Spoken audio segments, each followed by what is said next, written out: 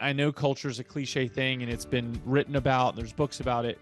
We are very, very meticulous about why we exist, why we're here, and why we as people show up. And so, yes, we advise on technology. Yes, we, learn about AI and other technologies out there, but we're here because we want to help people make better decisions. And our three core values are trust, transparency, and speed. So we want to be transparent. We want to do things efficiently. Speed can mean a lot of different things. Actually, when we started, we had a couple more core values. So agnostic and unbiased were two of them. Convenience. We took some of those out just because it was kind of redundant. But if we do all of those things, we build trust. And then we live by those values. And then we have a set of culture characteristics, which is, challenge the status quo, expect the best. And I won't list them all, but we deal with, internally our employees, our customers, and then our partners. Those are our three ecosystems we play in. If we portray those core values in all three ecosystems, we live by those culture characteristics,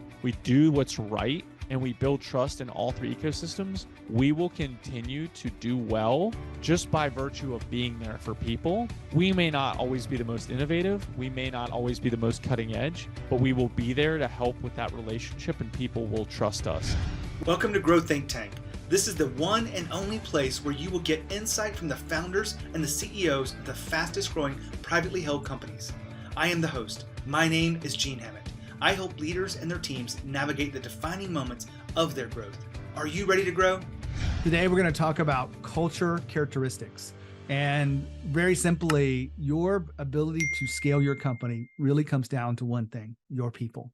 And if your people are connected to the work, if they're connected to the mission, they're taking a sense of ownership, and they're living by the values, then you're going to have a successful company. I really believe this because you're going to be able to make the changes necessary and be able to overcome the things that get in your way, be able to seek out new opportunities, innovate where necessary, because it all comes down to people and specifically the culture characteristics. And we're going to unpack that today with our special guest, Aaron Bock. Aaron is the CEO of Opkalla. They're an IT company really working on the cutting edge of how do you keep your IT safe? How do you keep your business productive and effective? And all of that happens through their level of services. And today, Aaron and I talk about culture characteristics and how they fit into the company values, how they use them, how they reward people, and most importantly, how this impacts the success of the company. Opkalla did an incredible feat, growing over 7,000% in 3 years. So that's a testament in its own right. But they were number 52 on the Inc. list, which put them in one of the fastest growing categories for all of businesses out there, where they measure 3-year revenue growth. And so Aaron and I talked about the importance of culture characteristics, and you can learn from that today.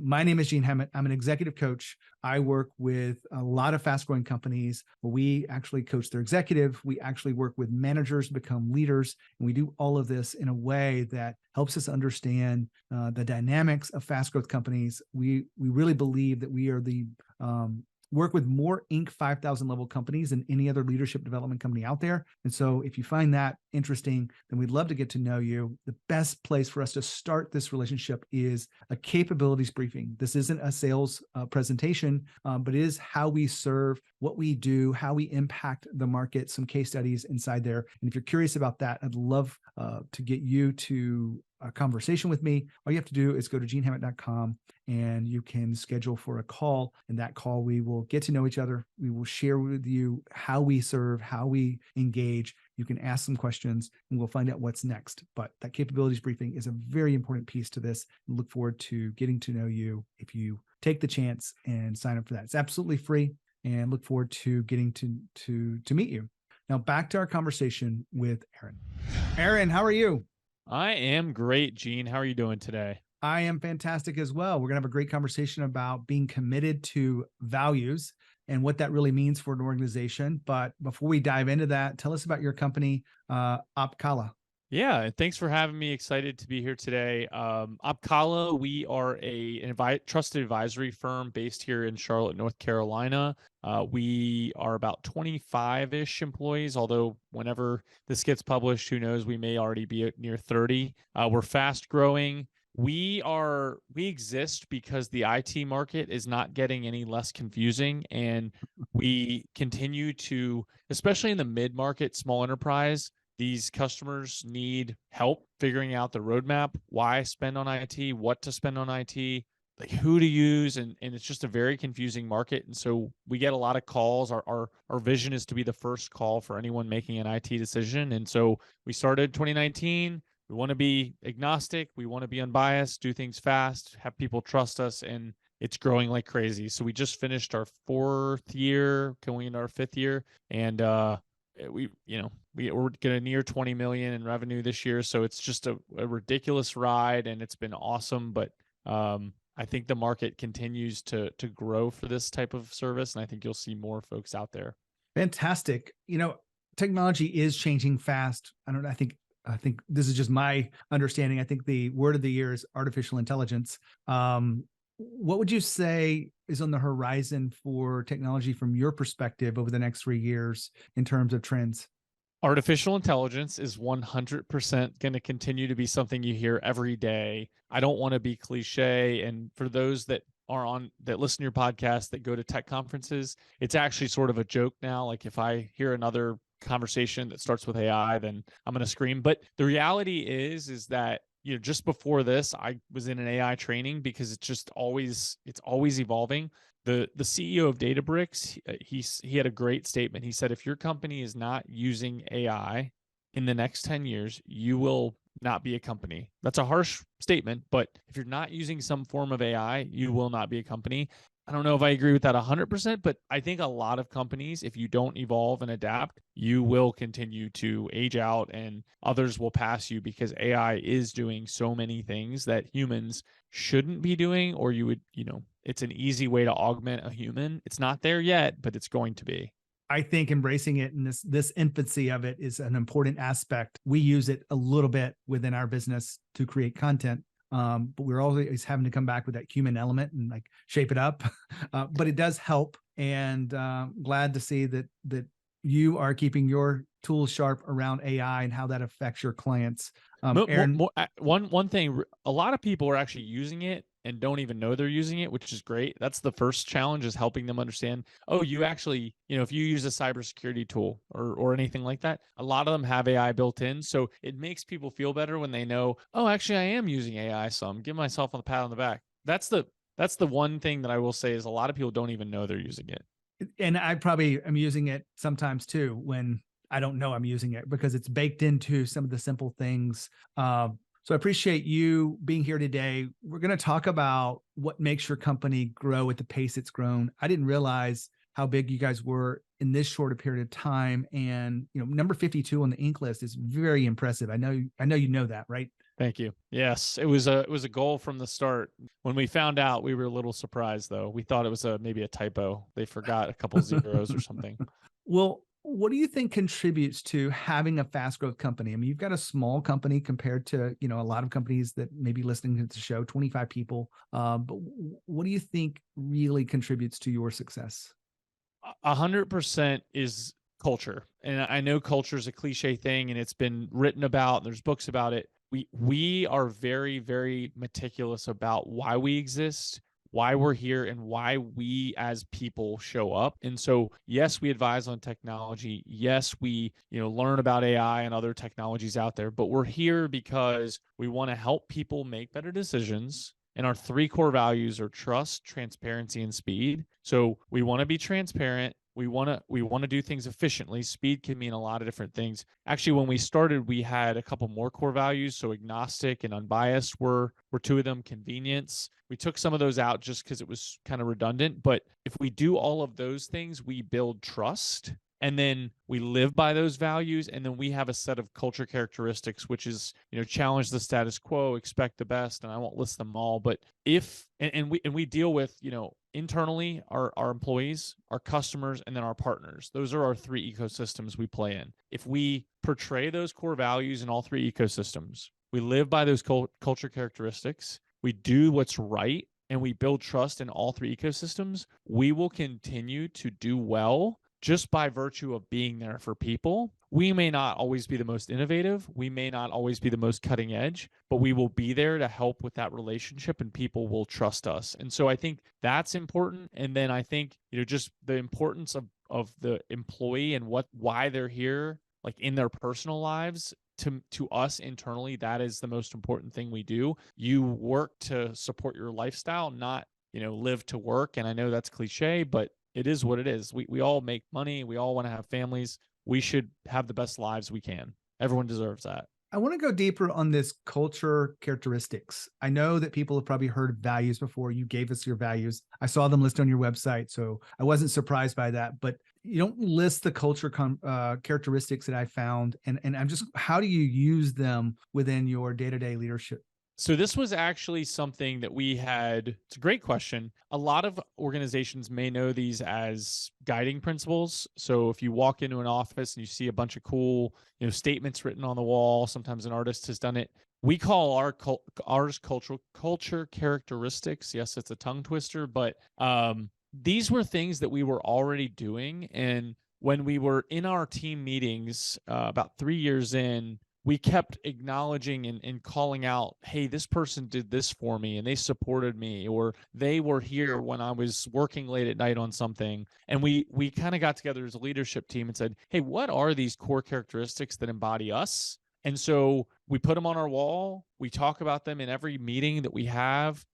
We look at them every year to say, are these still accurate? And then a couple cool ways that we use them internally is we give out culture characteristic awards when someone's gone above and beyond to, just this morning, as an example, someone got a support one another because someone asked for a bunch of reports that were not built and this person went out of their way to go build them. They supported that person and that person appreciates it. And so, they get a little plaque basically that has the culture characteristic, their name, and then it's got the Opkalla logo. Little things that doesn't change anyone's day, week, month from a financial perspective. It doesn't change what their job is. It just makes them feel like they matter, because they do. And we try to call that out and we try to talk about that internally. And then when we have partners that help us and do the same things externally without knowing it, we will bring them in and celebrate them and their culture characteristic that they've helped Opkalla with. And it's just an awesome thing to see people get really involved with and go out of their way to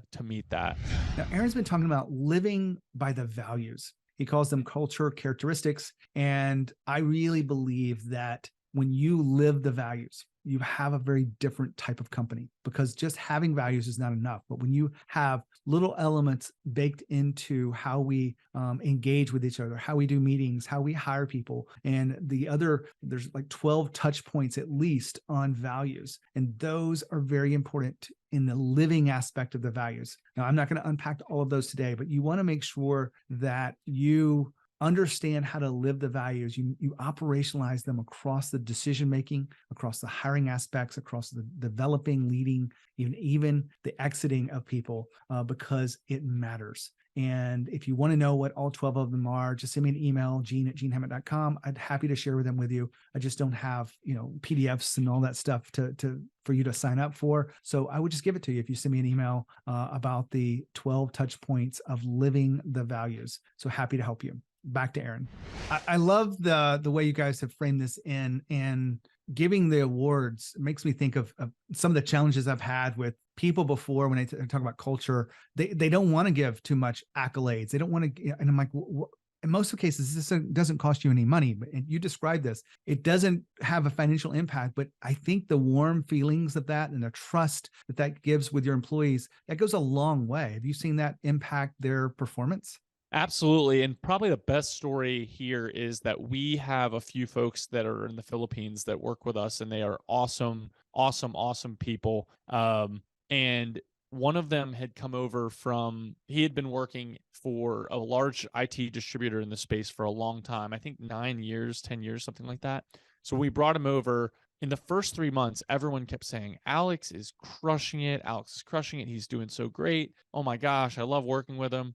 And I was like, someone nominate him, because this is awesome. Like, I shouldn't have to tell you, but go nominate him. We gave him the award, and he had said to us, this is the first time I've ever been acknowledged in this space. After 10 years, and he was here 3 months, and we probably should have acknowledged him in the first month, but he just does amazing work. He doesn't complain. He embodies all our culture characteristics, and he's just a very good person. And so he deserves it. And that little, it wasn't, there was no check with it. There was nothing there. It was just a little award thanking him for his what he gives back to Opkalla, and he loved it. And I think he's worked harder every day since then. So, it's not meant to get more out of people. It's just to thank them for what they're doing as people.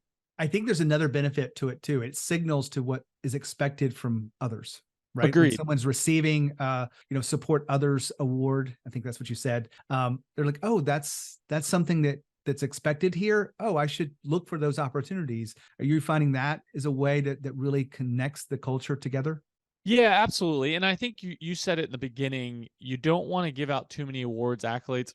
I don't know. I don't know if I fully agree with that and whoever would say that, but I do think if you give out, theoretically too many, then it cheapens or it kind of makes the award mean less. So we do try to be selective around why, but I think, culture is an interesting thing that, we've talked about is it a ping pong table? Is it a beer tap? It's really none of that this day and age. It's about the person, and it's about what they're trying to do in their personal life, and are they growing? Are they being challenged? And so would I say that everyone should work till 9 o'clock every night just to get a culture characteristic because that's what we do? No, not necessarily, but I do want you to know that, hey, when you do go above and beyond in those types of things, you mean a lot to us and you mean a lot to others around you because you're putting in that extra effort and they know they can rely on you. And so I go back to, you got to relate this back. Just as importantly as our customers trusting us, if you don't trust your employees and your coworkers, you also aren't going to have a great culture. And so we want people to trust each other here so that if I say, hey, Gene, can you take this or can you help me with this? I trust that you're going to help me. And that what makes this place great. I've been in organizations where you don't give things to certain people because they won't get it done or you don't trust them and you can't really rely on them. And that's a really bad culture because then it's this political who's getting ahead and it's just a very kind of toxic culture.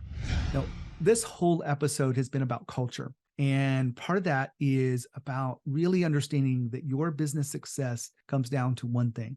Culture is about the people. And when you have the right people and they feel a sense of connection together, they feel a sense of ownership around what they're doing, you will have a really incredible team. They will overcome the challenges. They will overcome the roadblocks that get put in the way. They will be able to seek out new opportunities and see those opportunities and execute on them because you have the right culture. Now, a lot of organizations don't really understand what that means. And so you want to make sure that you're continuing to listen to the podcast. We're one of the few sources of podcasts for fast growth companies around leadership and culture. And so we go in depth around it. And if you feel like we can help you with some of the tools we have, love to get to know you.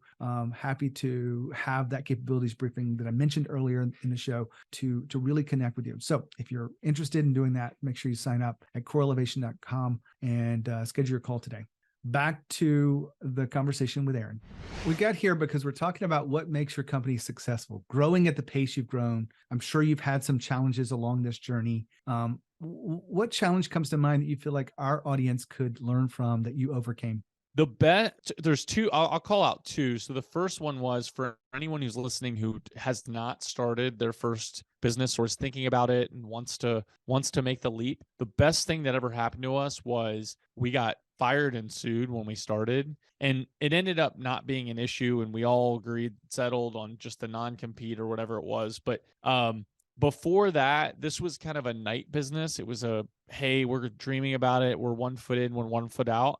We basically were forced into like, this is either a real business or we got to go get jobs. That was amazing. And that turned the whole trajectory of Opkalla, because before then, who knows what this would have been, a lifestyle business, maybe a side business, maybe it would have been like a little side hustle that we would have kept doing. And maybe that's all it would have been. But because of that, it made us have serious conversations with our significant others to say, I'm going to do this for 7 more months. And if I don't get the bank account back to where we started, I'll go get a job, or I'll work 2 jobs, or I'll do this. So that was a huge push over the edge to say, go do it. And I would advise anyone in that situation that really is passionate and believes in what they can do, make the jump, do it. Don't get fired to do it. Just do it yourself, but make the jump. The second thing was when we actually after we started, it was just three of us, and then there was a fourth person that came in a little bit late who's still a founder. The four of us we were humming along, we were doing well,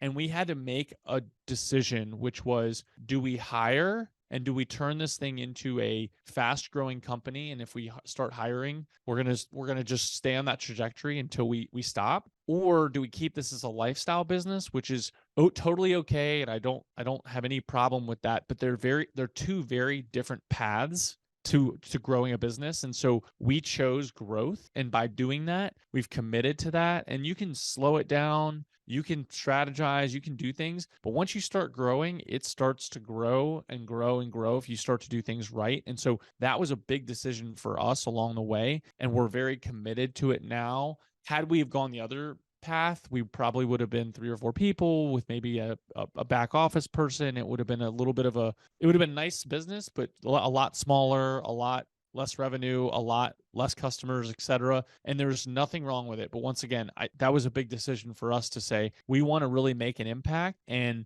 we want to grow this thing, and we want to do it because we believe in the mission, which is important. I'm glad you shared some of those things that you've overcome, because it connects with us, those listening in. I'm sure they're facing some tough times, or have faced them for sure in their entrepreneurial journey.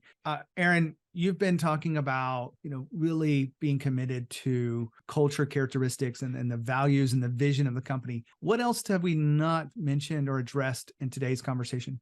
I kind of already said, you got to do the right thing. And, at the end of the day, our company is there's some of it is just really hard work. Some of it is luck. Some of it is just being there at the right place, right time. But all of those things, I believe everyone can run a business. I believe everyone can be in this space if they really want to, but it comes back to being consistent. A lot of books you read about entrepreneurs and a lot of successful companies, it usually starts off with, I was doing X, I started to do Y, I went down to my last dollar, I had this, huge painful story. And then they end up, they kind of skip to, well, now I'm $500 million. There are so many steps along the way that story misses. And I tell people every day, that's where the gains are made. The quote, 1% every day is 365% a year. It's being consistent. It's doing the right thing all the time. Don't take short wins. Don't take quick wins. Do it for the long term. They're all very basic, I would say, points of feedback and words of advice, but those are the things that add up over time. And so, I try not to get too high or too low. Sometimes it's hard, right? Because you have issues and you have wins, but the more consistent you can stay, the more consistent you are to your customers, the more consistent you are to your employees, the much better you are in the long run. And so, I always try to tell people, let's celebrate, let's enjoy, let's do what we want to do, but let's also start looking ahead to the future. And I think if you can do that consistently, you can look ahead and try to make those unexpected things less surprising when they happen. And then the good things are also less surprising when they happen because you've done the consistent things over time. So, that's just you could do that in a job. You could do that as an entrepreneur. You could do that in your personal life with any habit you want to form. But to me, that's what really has gotten us where we're at. And then it's just focus on, hey, let's just try to do the best thing we can. Let's try to innovate. Let's just try to get better every day. And if you have that mindset, you can do it. There's no one that tells you can't. Well, that's a great place for us to wrap up today. Aaron, thanks for being here, sharing your wisdom. Yeah, thanks, Gene. I appreciate it. Wow, what a great conversation. I know at the end, he led up with the whole aspect of, the things that were changing and the things that were moving. And he talked about, being consistent. And I have joked for many, many years, the only reason when my podcast keeps going is because before I even started the podcast, I asked someone, what does it take to build a successful podcast? They said, be consistent. And I believe this in business, and I believe this in podcasting. I believe it in trying to lose weight, or whatever your goals are, be consistent. You've got to be consistent. And Aaron, I really appreciate you highlighting that for us today. If you are in the journey to scaling your company, you want to be better leaders, you want to be more effective leader, or you just need to close the leadership gap between you and your team, make sure you reach out to us. We'd love to help you. We have some special ways to connect with others, but just love to get to know you and serve you. If you reach out, we'd like to help you. As always, lead with courage. We'll see you next time.